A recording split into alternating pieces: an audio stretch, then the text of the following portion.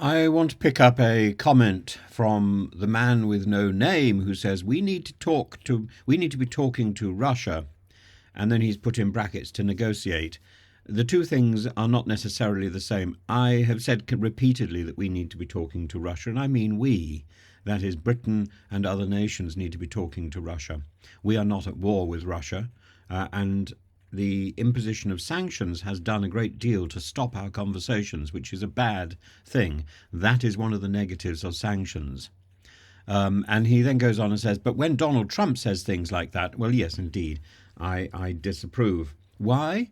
Because when Donald Trump talks about negotiating with Russia, he is talking about accepting or pushing Ukraine to accept the peace deals, the peace proposals put out by Russia, that imposed on Ukraine. If you go back to the Istanbul peace proposals, which refer to a set of negotiations held in March 2022, during which representatives from Ukraine and Russia met in Turkey to explore potential terms for ending the conflict.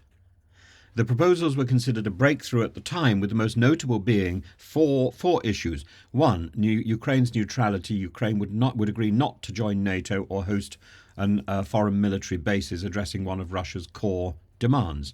Two, security guarantees for Ukraine would be binding from various countries, the US, the UK and Turkey, to protect its sovereignty and its territorial integrity.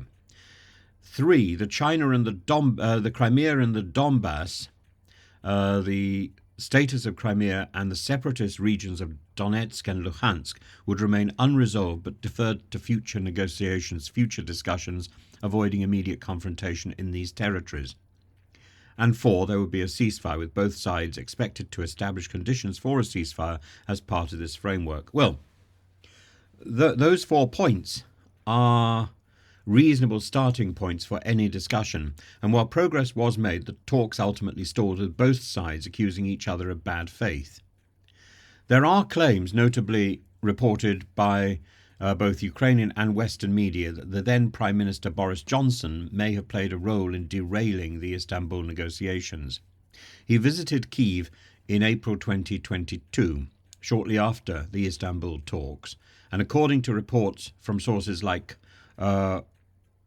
Ukrainska Pravda, during his meeting with President Zelensky, he urged Ukraine not to make concessions to Russia. He allegedly argued that Russia could not be trusted to honour any agreement, and that the West was willing to support Ukraine militarily and financially to achieve victory rather than compromise. Well, we don't know what was said in that conversation to start with. It is speculation.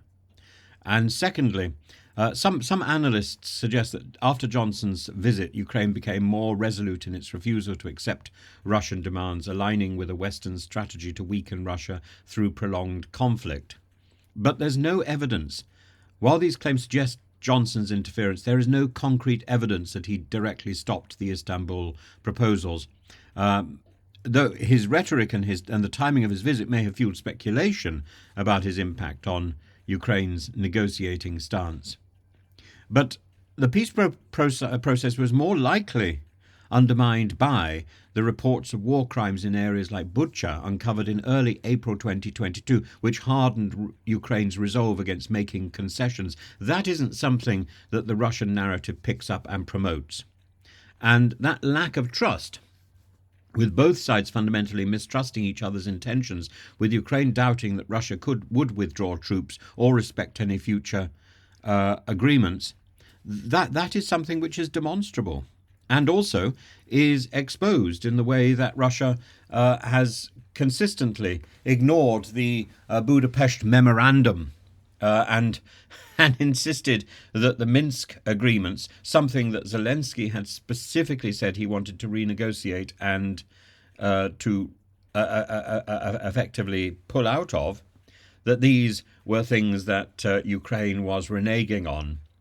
The Budapest Memorandum is much more important and much more central to the issue, and Russia has transgressed that in multiple ways, not least by putting nuclear weapons into Belarus, because that is also part of the Budapest Memorandum.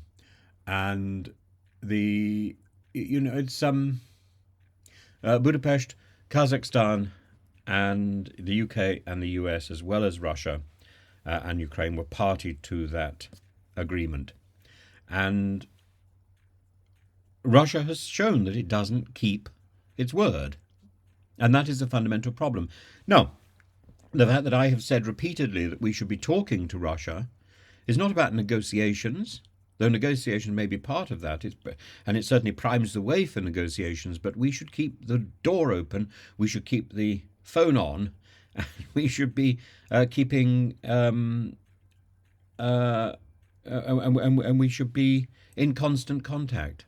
This idea that one of the problems with sanctions is that contact has been lost, and that is foolishness.